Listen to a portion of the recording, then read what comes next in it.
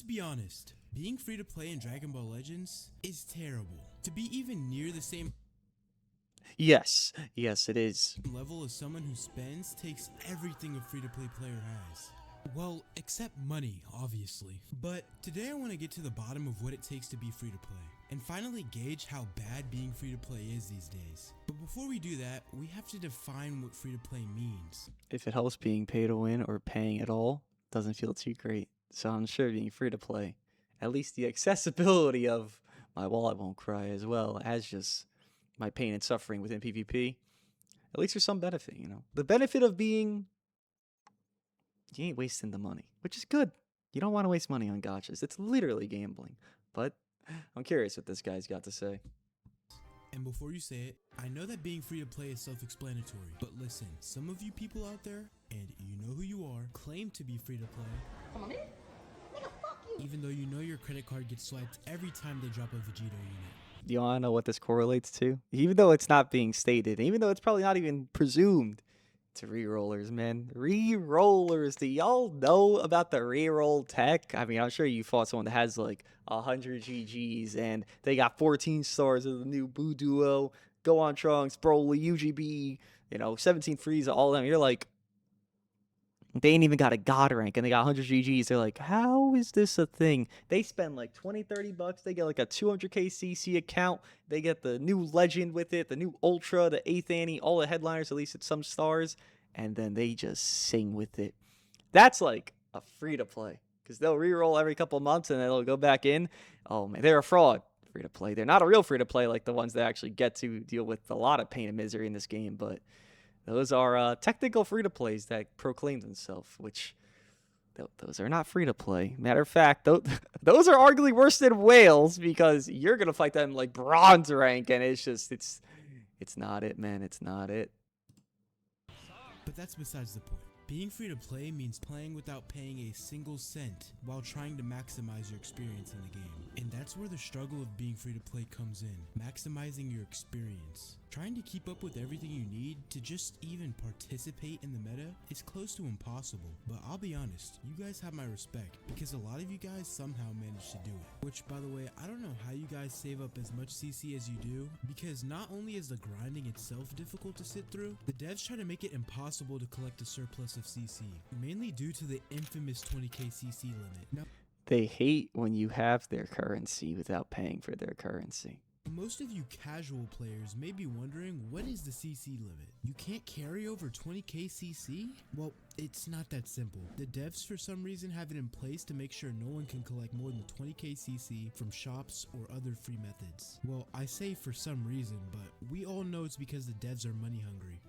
Yes, the devs are indeed money hungry. Unfortunately, if you are free to play, your incentive to be free to play is nothing. You actually get more incentive to not play the game than to even be free to play. The game doesn't actually want you to be playing it within you being free to play because the CC cap doesn't want you to be here.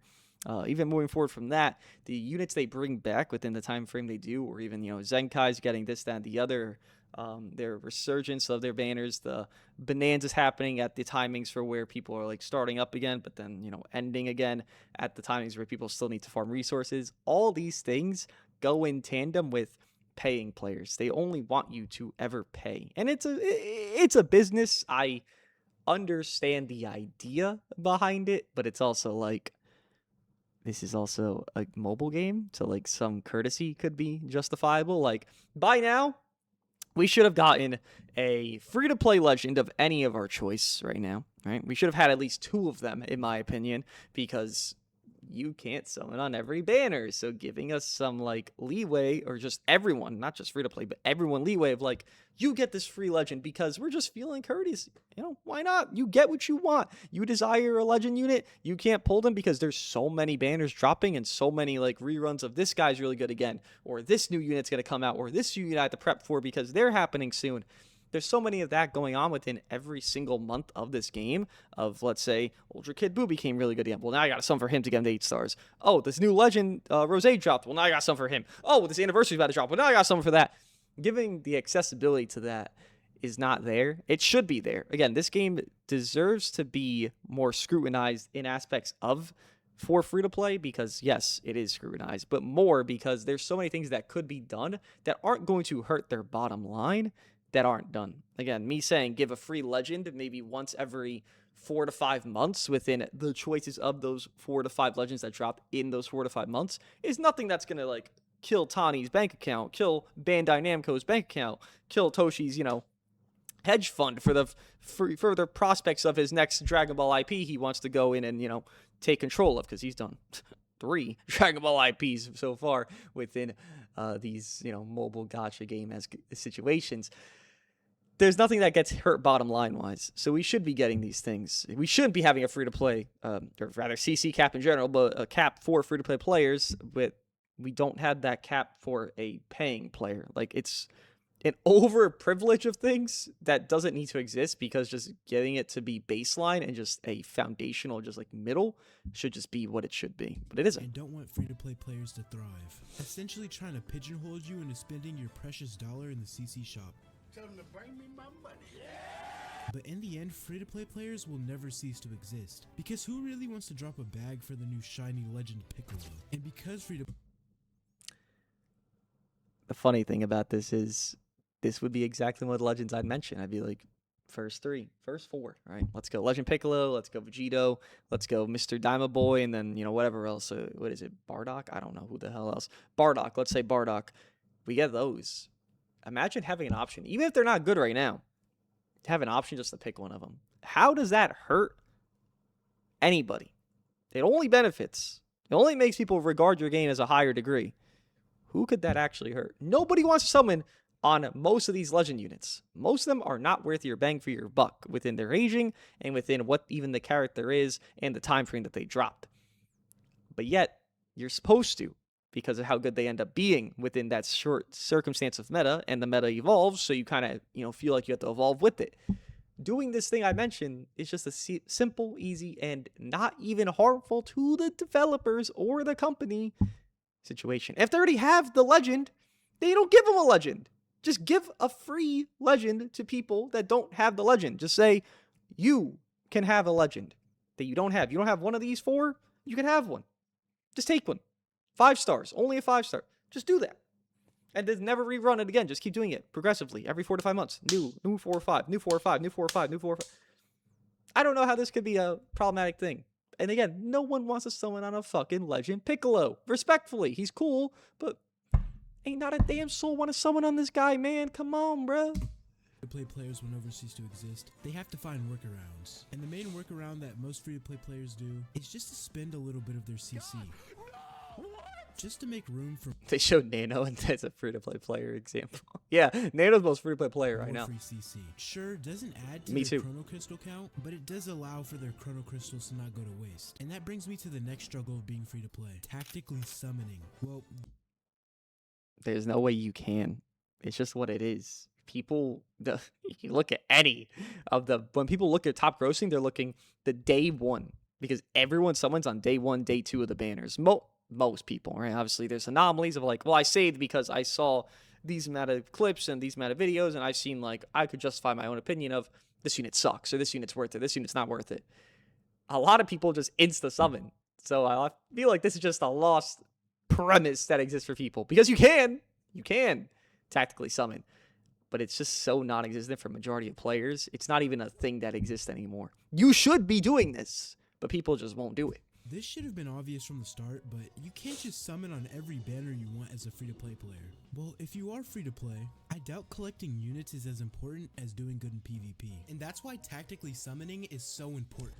I don't know if I agree with that. I feel like a free-to-play is a different perspective of it. I actually feel like free-to-play players probably collect more than people that do pay and play for PvP, essentially. Like, if you're doing free-to-play, you're probably thinking, I have a favorite team, favorite characters, and I'm trying to just get those characters once they get buffs and, you know, get iterations of them within that.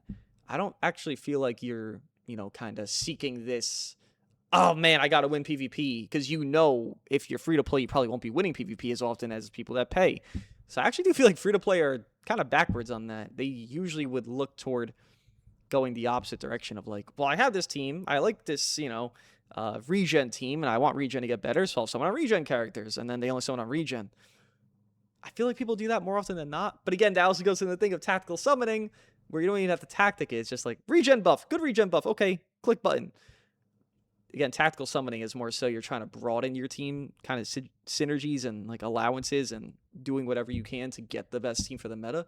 But again, I feel like free-to-play just don't really think about that often. I just don't get that impression, and I feel like that's more correct than not. You have to really pick and choose which units you want to focus on summoning for, because pulling a unit that can do good in PvP will benefit a PvP focused free-to-play player much more than just summoning for units that look cool or that you like. But if you don't care about PvP, then I guess this doesn't really matter for you. But I do also feel like people care about PvP because they download a PvP game. So I don't know. I feel like this is a weird argument for it. I feel like you could argue both ways. I feel like there's people that summon for the discretion of I have a tag, I want to main them, and then I want to, you know, look like a whale with that tag, and then nothing else. I'm Gucci out there. I didn't actually whale, but like I look like a fraudulent whale.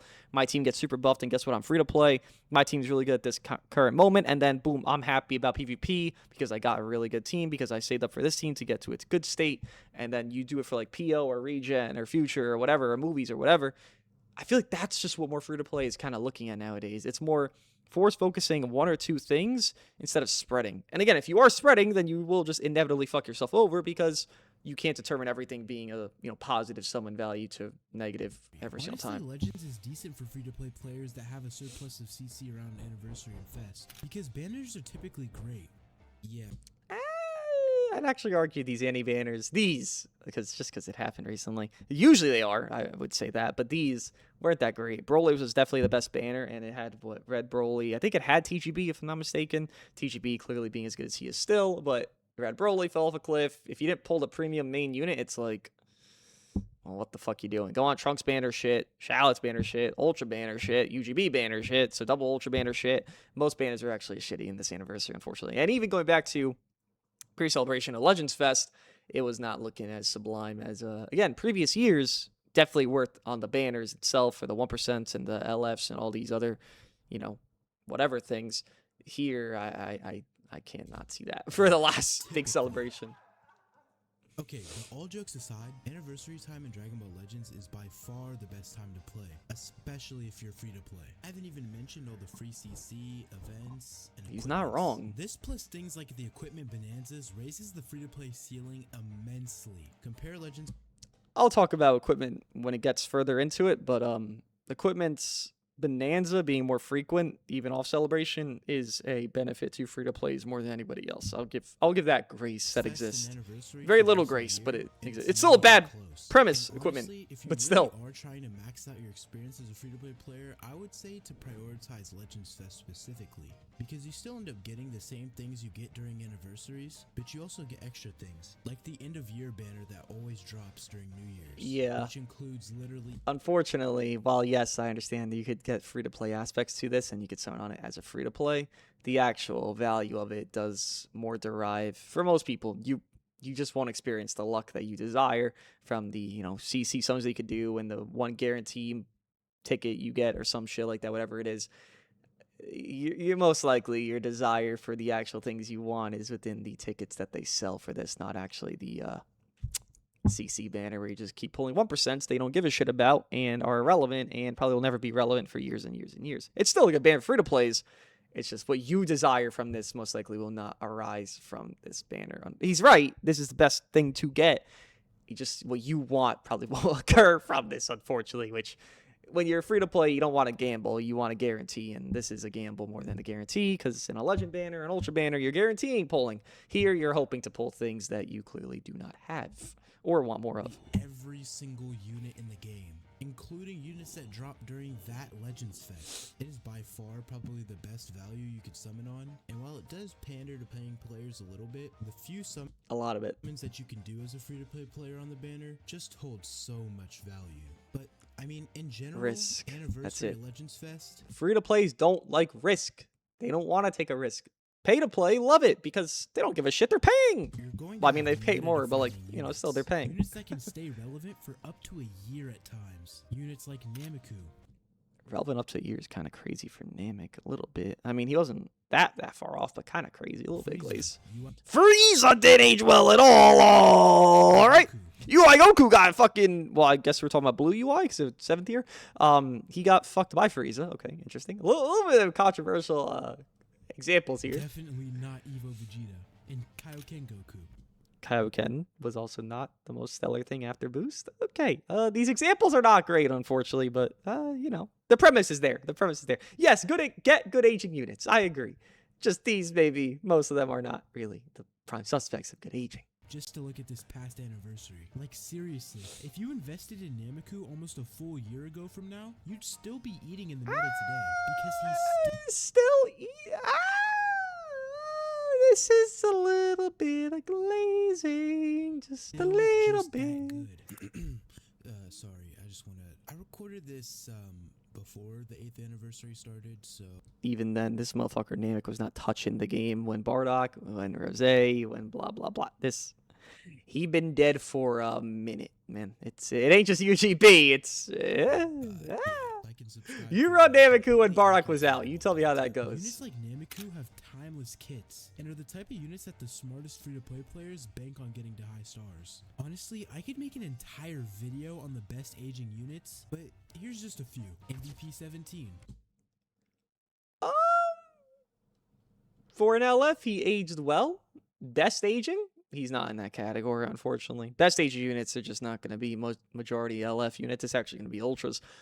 Because, you know, Sloppy Toppy Leader Boy exists, unfortunately, for the game, and they get abused at the best out of any unit. But he did age okay. Zenkai FSK.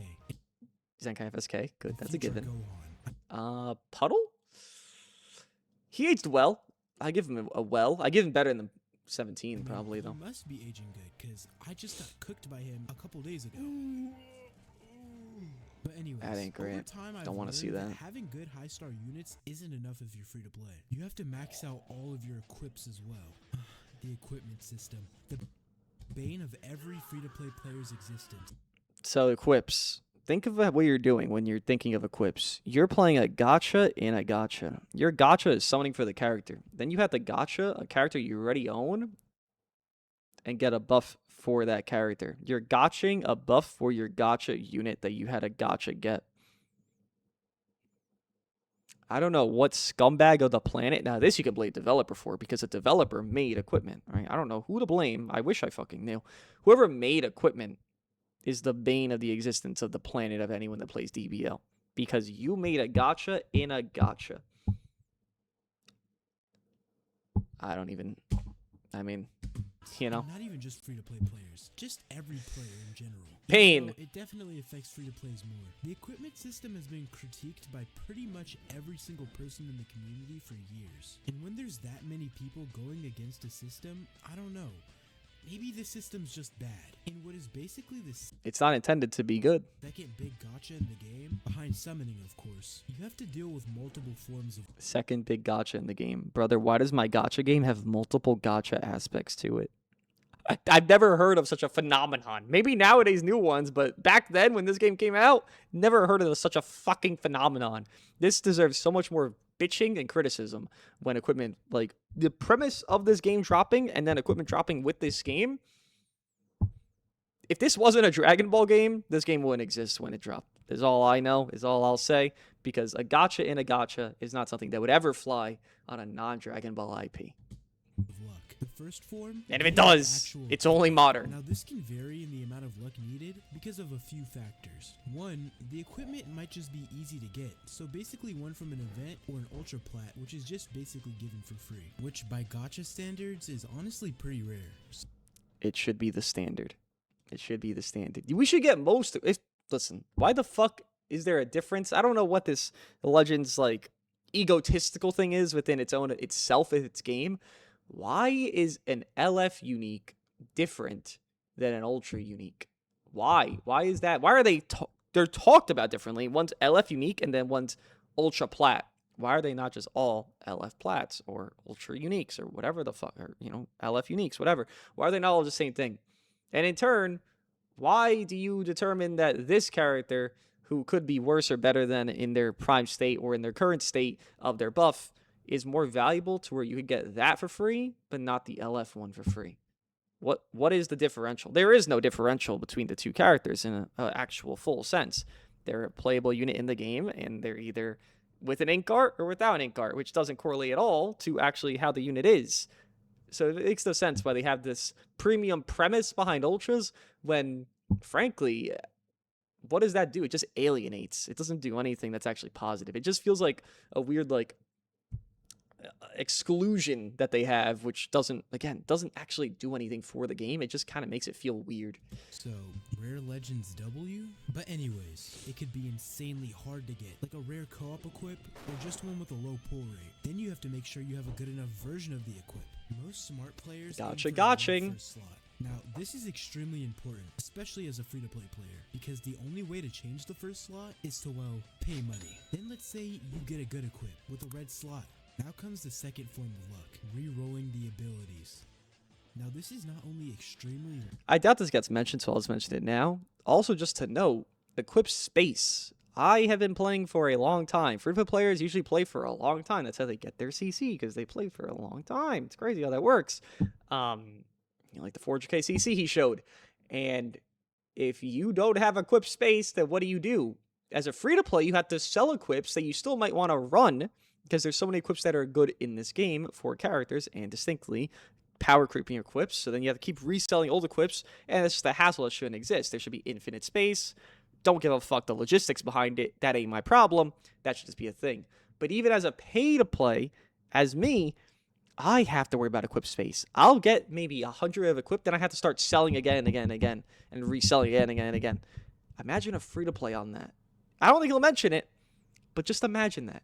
Oh, it's fucking ludicrous. If you don't have a Legends Pass, you're in the depths of fucking hell. And you even mentioned a PvE thing. If you don't have Legends Pass while doing PvE, have fun doing USTR without 3x speed. You will want to leave this planet off your rooftop because it is fucking ridiculously, stupidly, difficultly annoying. Not difficult, difficultly annoying. Demanding, but extremely resource demanding too, as it burns souls, Zenny, and worst of all, erasers. Erasers are abundant during celebrations, but try getting good equips outside of one and you're low-key, it's worse on Zenny than it is erasers, I can't lie. Like, trust me. Hooked. Say goodbye to at least 1,000 erasers for maybe, if you're lucky, 2 good equips. This is why for most people, it's best to farm your equips when there's a celebration or a way to farm erasers. Something like a raid or hoi poi.